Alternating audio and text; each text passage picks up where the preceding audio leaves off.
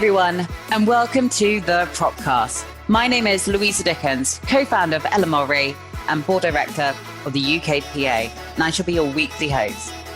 Each week for 30 minutes, we'll be connecting the VCs, PropTech startups, and real estate professionals globally, and assist in bridging that famous communication gap we all love talking about. So sit back, relax, and enjoy the show. Hi, Neal, and welcome onto the Propcast today. Today's topic is real estate in the cloud, and thank you so much for joining us. Those who are not familiar with Neal Gemassmer, he is the Vice President International of Yardi and board member of the UKAA, which is United Kingdom Apartment Association. Yardi is a leading provider of real estate, asset, financial, and property management software. Yardi provides fully connected investment, asset, and property management solutions across the real estate value chain. That includes servicing fund management, commercial, office, retail, and industrial, residential, for example, PRS, build-to-rent, and the student housing market.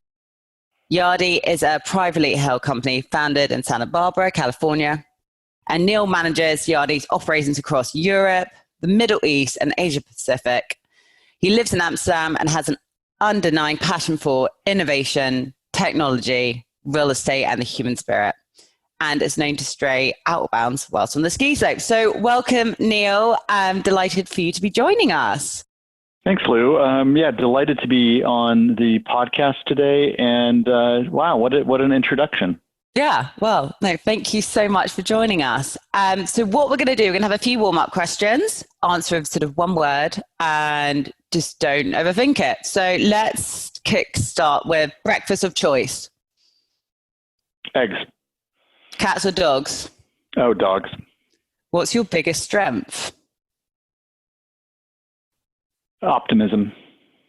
Biggest weakness? Too much to focus on.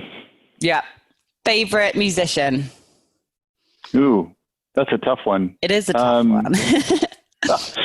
I'll go back a few days and say The Cure. I like that. Okay, so if you weren't in real estate, what other career or industry would you have taken? A ski bum. I love that. Far. Okay, awesome. Well, look, Neal, if you're ready, I would love to start the Propcast. Awesome. Okay, so today's topic is real estate in the cloud, but let's kickstart with, I guess, how Yardi, the very sort of beginning of Yardi. So many people see PropTech as a thing that's merged in the past sort of 5 years. It's a buzzword we sort of keep on hearing. But Yardi's been around for decades. I think it started in sort of, it was at 1980. Like, what's your sort of definition of PropTech, Neal? Yeah, I think so. PropTech is an interesting term these days. I think at the end of the day, though, PropTech can be defined as innovation and another effort to create value for clients. So it's to be creative. And I think the interesting point, though, being is that there has always been innovation in real estate and systems. And now with the advent of cloud-based platforms, so both from a storage point of view, from a programmatic point of view, and the ability to have a lower distribution system in terms of making it easier to develop a program like an app, as an example, and distribute it to much wider variety, it's easier than ever to develop something new and expose customers to it. And I think similar to other quote-unquote ad industry term, insurance, legal, fintech, et cetera, add tech to the end. And it kind of defines the last 5+ years of just the amount of innovation that's going back into these vertical industries. Yeah. And I guess, how did you first get into this industry then? Where did your sort of career sort of first start?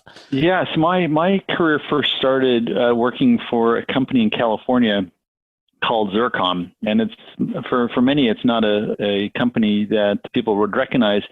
But way back when laptops could not connect to networks and they were more like little suitcases, Zircom, believe it or not, developed the first manner to connect a laptop to a network through a parallel port, i.e. the printer port. And so this was before Wi-Fi, before onboard Ethernet, before modems. And so that's how I started my career in technology.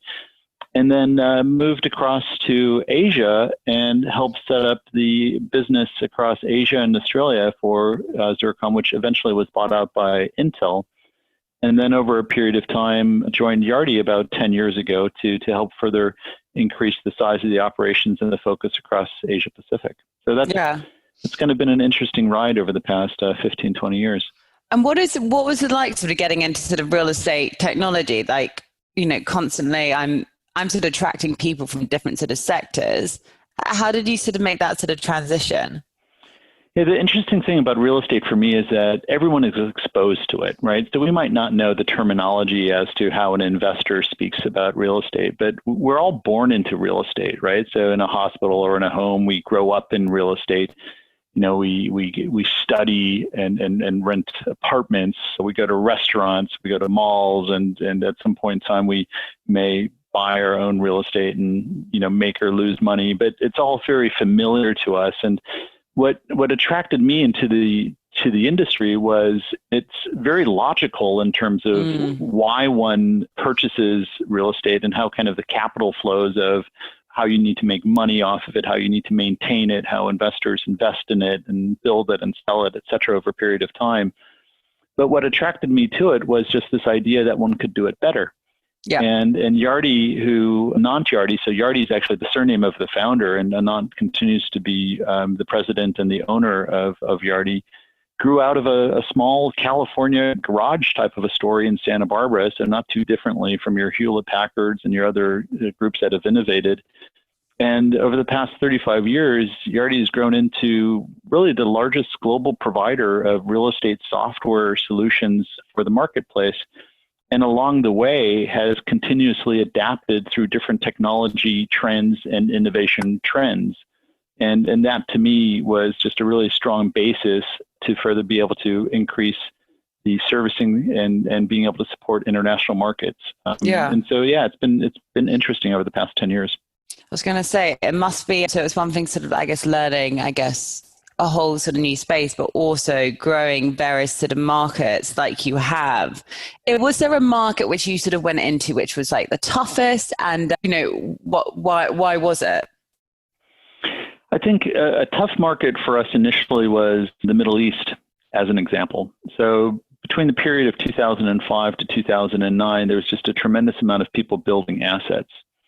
Whether it was residential assets, office towers, retail malls, et cetera. But very little focus was being put onto asset management. And so asset management really being the term as to how to effectively manage those assets over a period of time and ensure that they're taken care of, et cetera. And in 2012, after the global financial crisis, where the market in the Middle East collapsed really, as it did in many other markets and got reset, over the last 5-6 years in the Middle East, it's been an amazing market for us. And we now have over 80 people in the Middle East because the market itself has really seen that asset management is so core to what they do in every sense. And so that's been one of those markets where initially it was very tough, but we had patience, we invested, we built a team, we put in infrastructure, and it's turned out to be a very strong market for us. I think what our view and our vision is that it's very tough to support international markets without being invested in that market. So it's building the right team, it's making the right investment structures, it's understanding how the market works locally, and those are long-term investments that require capital as well as the right team to be able to manage them. Yeah, we've worked with obviously startups and sort of larger software companies as they sort of get into new markets, and I guess that's probably a huge reason why Yardi, you are one of the leaders. A big issue or challenge which a lot of businesses I work with, I guess, come into is all about hiring to sort of the right teams and trying to attract that sort of talent in these new markets. Where would you say in the SaaS space, where would you say the biggest skill shortage is, and how do you yourself attract the right talent to sort of Yardi, whether it's like coming from the financial service, how have you and your business dealt with it? Yeah, well, people at the end of the day are really the foundation of any business. And so I think building the right team, having the right culture is super important. And I think we've done a good job at that by balancing a few things. And I think the first thing is making sure that we take care of our employees. So ensuring that they have the right compensation packages, that they have the right healthcare packages, that we support them in all of those type of ways. I think what's important as one looks at individuals, though, is to ensure that, and certainly something that I look at as we hire is people who have passion, and I would say is intellectual curiosity. So someone who's always interested in learning more and to a degree questioning why things are done and questioning why we can't help our clients or how we can help clients differently, right? And helping have that curiosity then really helps individuals within our team be thought leaders and trusted sources back to a client. But I think going back to culture, the other things that are important to us is making sure that we take care of our clients too. And so not only employees, but taking care of our clients. And in the days of COVID-19, it's an example of it's more than just a business relationship. It's a long-term partnership with our clients, and our clients go through ups and downs. And it's important that we take that into account and we support them through tough times. And then a really important part of what we do too is support the communities that we live and work in. And so every office within Yardi has an amount of charitable givings that the local teams then are able to nominate charity organizations in the different markets. And in the UK would be a great example by which, we focus our givings on to whether it's food banks or disabled children, et cetera. In Australia earlier this year, we donated about 300,000 Australian dollars to 2 organizations fighting the fires and everyone that was affected in the Australian markets. And I think that balance between, focusing on our team, focusing on our clients, and focusing on our community is a really balanced approach to creating the type of work environment that our employees can succeed in. Yeah, definitely. I guess it's just ensuring that, for sort of slightly earlier stage businesses, it's like, when do they get to that point of sort of putting that sort of structure in place? But obviously I know from, working with you as a client, and when I'm sort of painting the picture of what life is like at Yardi, a lot of talent seems attracted to it. 'Cause there's not that many businesses like Yardi which provide that whole sort of culture. Obviously you have sort of targets, and it is, you have to do your day-to-day job, but it's the bigger picture of what people are now sort of looking at. It's not just the whole sort of day-to-day. It's like, what is the working culture like? What is management like? What else does the business provide to society? Which is sort of awesome to see as well. I guess that's definitely where you can stay competitive in the space. Yeah, I think that it's important to remember too, in terms of, charity giving as an example doesn't have to be in monetary terms. It can be in terms of events that the team takes place, and whether you're a team of 3 or 4 or, a startup of 10 people, the ability to give back to the community and raise awareness for community needs, I think, is an important bond that team members can relate to, and also that the community feels valued by. I think the other point that I kind of like to highlight too is that individuals that we hire generally are not focused on title. I.e., so as I interview individuals and as they're more concerned about title, so individuals who are more concerned about title, how big their desk is, how much office space they have as an individual, all that seems like a bygone era. But it surprises me how often that becomes a bigger component of the conversation. Those type of individuals generally don't succeed through the interview process with us because we know that they're not going to be successful as part of the team. Yeah, you'd be surprised at what sort of conversations I have with some candidates. Some who are, I know they could do the job, but they have a few questions like, do I get a standing desk or do I not get a standing desk? Like, I going to, and, they're like, basically want to be head of markets within God, like, that literally a matter of sort of months. And it's like, look, you've got to have a proven track record. I'm sure these businesses, we know you will reward, but it has to be off the back of sort of good work, good performance. But whether that's like individual performance, team performance, like all these things. And it's crazy how some candidates need to be educated like that, but you can't train someone to think like that. And then for a business like yours, I do think you have to be a sort of team player. Like that's why people buy into the whole sort of like Yardi sort of family culture as well. It's just personality, isn't it? Yeah, and I think it takes, people sometimes forget in the very good times, and I'll define the good times when there's just rapid growth and it seems like anything that someone touches turns into gold, right?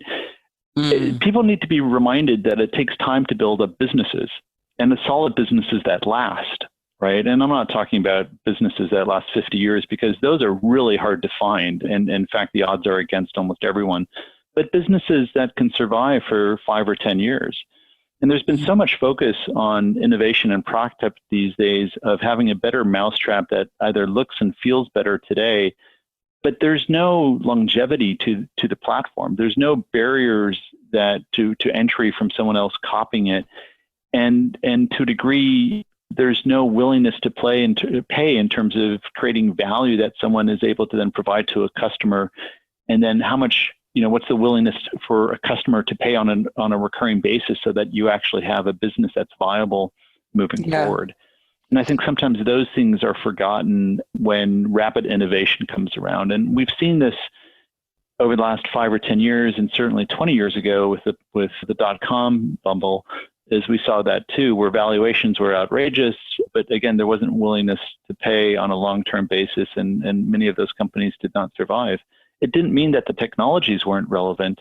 In fact, the opposite. If we look at in terms of what was kind of the initial ideas of marketplaces, the additional idea of online transactions, the additional, more digital type of processes online and through smartphones, all of that was thought of back then. It just took time for the right pieces of either infrastructure or technology or banking regulations, to come into alignment for someone really to take advantage of all the pieces of the puzzle. Yeah. You've mentioned earlier about the various markets which you sort of expand into, all the sort of sectors of sort of real estate, which seem to be sort of never ending, which Yardi's growing into, whether it's sort of PRS, which is obviously built to rent, which is just growing. Obviously, it's growing massively.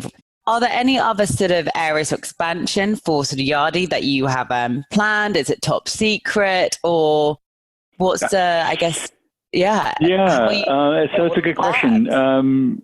Absolutely top secret. So I can't answer any of these questions. No, I mean, an area that we're very passionate about and have a lot of focus right now is the build to rent sector in the UK and Ireland. And albeit the market is still smaller in terms of purpose-built apartments that are institutionally held, but provide an end-to-end experience for a resident through the application process, through kind of the community building process, and be able to manage kind of their relationship with others in that apartment building, to renew leases, make payments. That's a very big focus of ours, and we've built up a sizable team. And it's been interesting in terms of all the learnings that we have in North America based on the volume of market size. And of course, the UK and Ireland have differences in terms of how they need to operate. But that digitization of the end-to-end process is just really interesting to us. And then I would also say co-working and flexible office space. And whereas flex space isn't new, because business centers have been around for a long time, and the UK is one of the largest markets globally that has just this established history of business centers and flex and co-working spaces, et cetera, and just a number of leading operators. What is new, though, is in terms of more corporate occupiers looking at flexible space to dominate their working environments. And I think COVID, the COVID-19 situation in terms of people working from home, have thrust any organization now to need to have a methodology for the majority of their employees or all of their employees to working from home. And I think that this then creates this unknown impact as to how much space will a corporate occupier need in the future. How do building owners and operators and developers manage through these different occupational type of space needs and requirements? And that will shape lots of opportunities for innovation to take place and new technologies and new thought processes. Yeah. And then the other, just to add maybe an additional part, France. So France is a big focus for us right now, for the food, the wine, and Provence. But because we see demand. And so, so we've established an office and an entity, and we've got people on the ground. And so that's kind of our latest real focus area on a European point of view, is to further build up a sizable team in France to both support our existing clients, which are many, but to help really that next phase of innovation Yeah. in terms of digitizing real estate in France. Yeah, we've got a few clients in Paris. It's a tough market to get into. It's a market which a lot of businesses want to get into. How you sort of found that? Well, I think the strength needs to be is to not try to service a international market like France from London, as an example. You need to build a local team. You need to be committed. You need to localize. You need to, again, build up a local force. And I think as we've done across the last 40 years, and in particular over the past 15 years, is we now have operations in, again, France and Germany and the Netherlands and the Middle East and India and Singapore, Hong Kong, Tokyo, Shanghai, Sydney, Melbourne. And so much of this focus has been is to make that investment by which then the local market and local owners and operators of real estate feel more comfortable partnering with you. Yeah. Doesn't mean that you always get it right, but the commitment of a local presence is a huge part of that statement. But it's hard to do if you're a startup. Yeah. I think there's also there's various sort of associations and sort of communities which you can join, like obviously you're board member of the UKAA.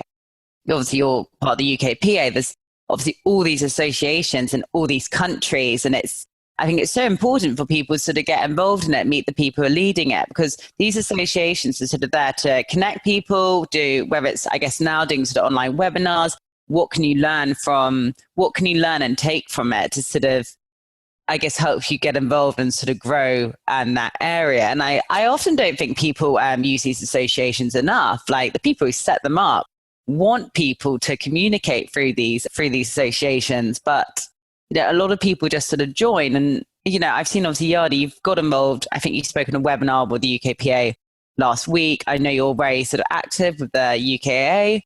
What are your sort of thoughts on that? Yeah, I think associations are hugely important. And I think that it's like any partnership, though. It's easy to join, but you only get out of it what you put into it. And again, people often forget that too.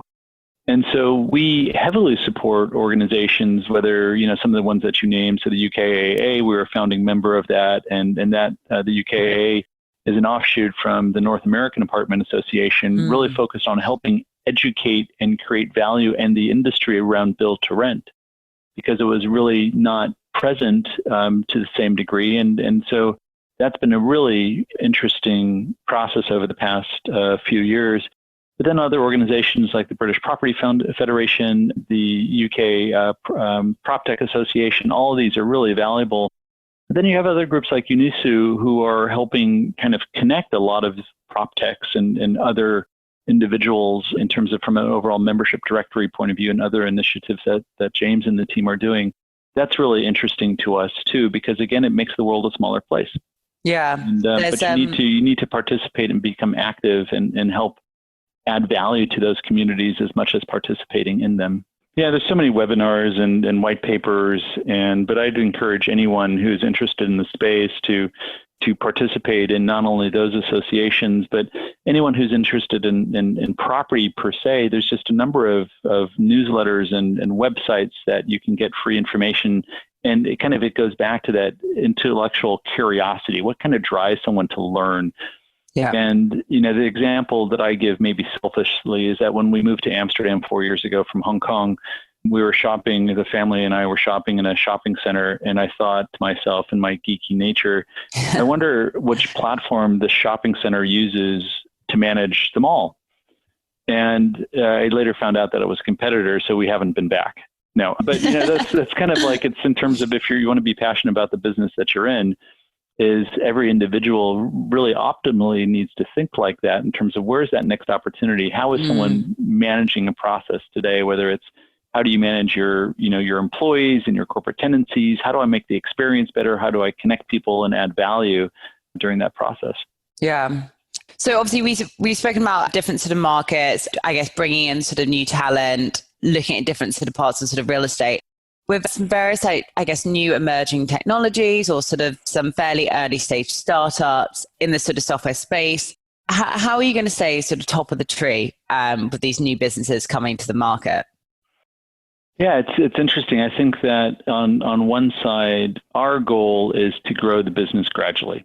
And so we may not always be the first to market with the latest technology because we want to give some thought in terms of really the value proposition and whether this will work for our clients. But the level of innovation happening in the market is just tremendous. And so what we generally find is that we'll innovate in an area, and then over a period of time, we'll kind of consolidate our thoughts in that process. And an analogy that I sometimes like to use is Apple, in that these days, everyone thinks that Apple is the most innovative company. And to a degree, it is. But if we look back at technology, they didn't invent everything. And a few examples to that would be is they were not the first company in the cloud.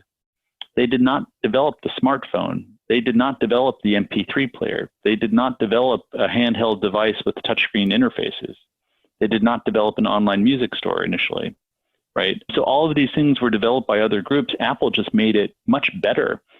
And one of the ways that they were able to do that was the user experience. So the platform was easier to use, but it was also fully connected.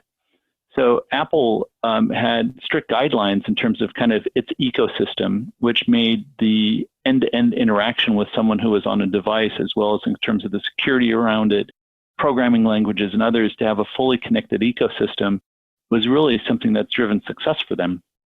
And I think Yardi in many ways is similar to that thought process too. So obviously with the new sort of players coming to the market, why do you think there's been sort of so much growth? And is this, I mean, God knows how many new players are on the market. Do you think this growth will sort of continue? It's like you're obviously doing something right. So there's definitely a big enough space for more businesses to sort of come into it. But why do you think there's been such a sort of surge in it? I think the surge has been because capital is cheap. Investors have seen both family offices, individuals, and other individuals or entities, institutions investing in quote unquote the term prop tech.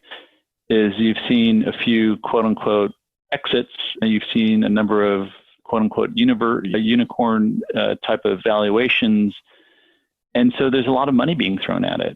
That's kind of number one, and so that generally creates entrepreneurs.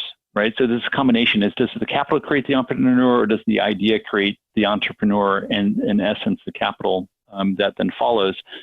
But I think the base again is that if we look back 10 years ago, it was much tougher. The investment to develop a new product, a software product or a platform was much more expensive and harder to do because storage costs were expensive. Programming costs were expensive, so processor costs were expensive. Distribution channels were tough. Smartphones really didn't exist in many ways, right?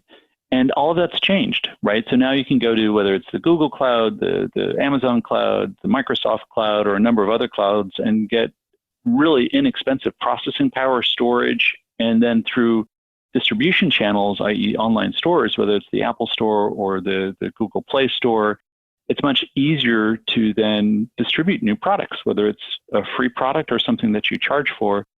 And then finally, in terms of just the programming languages that allow someone to develop a great user experience, is much more simple now than it was 10, 15 years ago.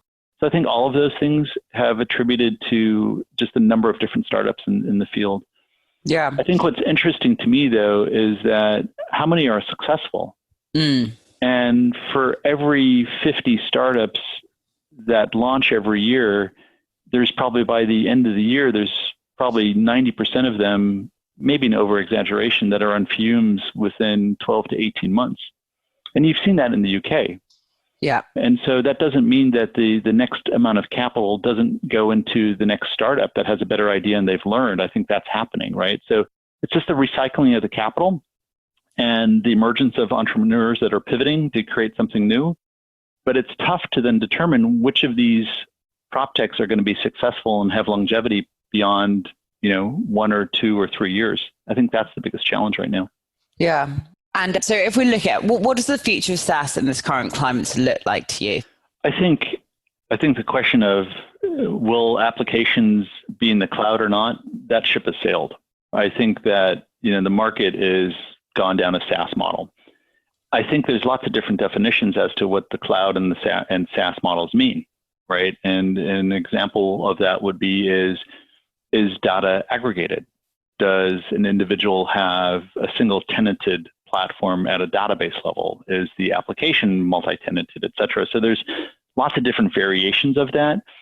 The reality is, though, for those organizations that are still focused on, I want an on-premise solution because I'm scared of my data and security, I think that those organizations, to a large degree, are hugely underestimating how well their data is protected, number one. And number two is in terms of how they ensure that in an event that their core data sets go down, or even in a home environment now, we've seen that organizations that have on-premise solutions, it was just a really tough journey for them to be able to overnight move to a work from home environment because of all the different challenges with technology. Yeah. So I think the cloud will continue to grow. I think there's just huge investments by the industry at large. I think the big question will be is jurisdictional data requirements. So increasingly, whether it's things like GDPR or other regulations that restrict where data can reside. And I think that's something that individuals need to think about. And then also GDPR obviously introduces just a ton of additional legislation, but more importantly, controls that both the data processor and the data controller in GDPR speak need to be able to validate that if someone wants you to delete the data that you may have captured from them over a period of time, that you can do so and validate that you have across all of the different data points by which you may hold that data. Yeah, I've gone to various sort of talks on sort of data governance, and I'm definitely going to be doing a sort of an episode on the power of data, and it's the difference in legislations across every single sort of market. You know, it's completely different how it's sort of who owns the sort of control of it in the US compared to sort of over here, and I guess how it will change over the years to come.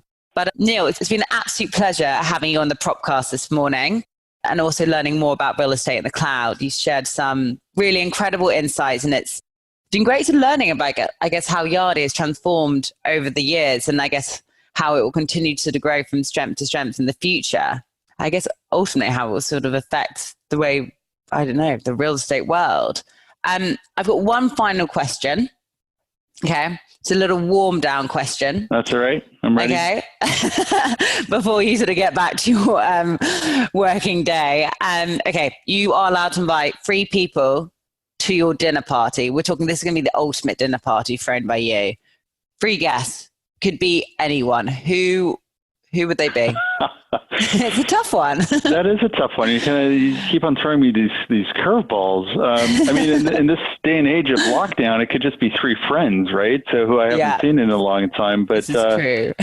yeah, you know, and I guess on that side, I'll keep it to that. I would say my brother, my sister, and my parents, who all live in North America. So I'll kind of keep it family oriented on that side rather than giving a more maybe intellectually curious answer in terms of which politicians or historians or musicians that I'd like to have dinner with at some point. Yeah.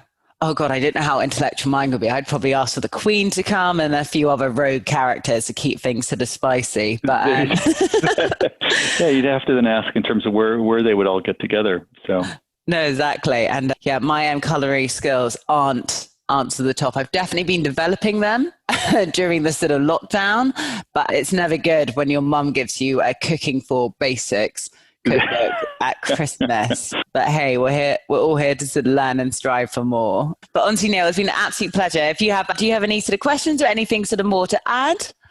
Lou, thanks so much for having me on the podcast today. It's been a really enjoyable time and loved our chat. For those of you interested in finding out more about Yardi, you can find us on the web at www.yardi.com. I think this has been really insightful and have really enjoyed it. So thanks so much for your time, Lou, and all the best to you and the team at LMRE. So awesome. Have a fabulous week. Awesome. Well, look, it's been an absolute pleasure having you on the Propcast, and I look forward to catching up with you soon. Sounds great. Thank you for joining us this week on the Propcast, and a big thanks to our special guests. Make sure you visit our website, www.lmre.co.uk, where you can subscribe to our show, or you'll find us on iTunes and Spotify, where all good content is found. Whilst you're at it, if you found value in the show, we'd appreciate if you could rate and review us on iTunes, or if you simply just spread the word. Be sure to tune in next Tuesday, and I'll catch you later.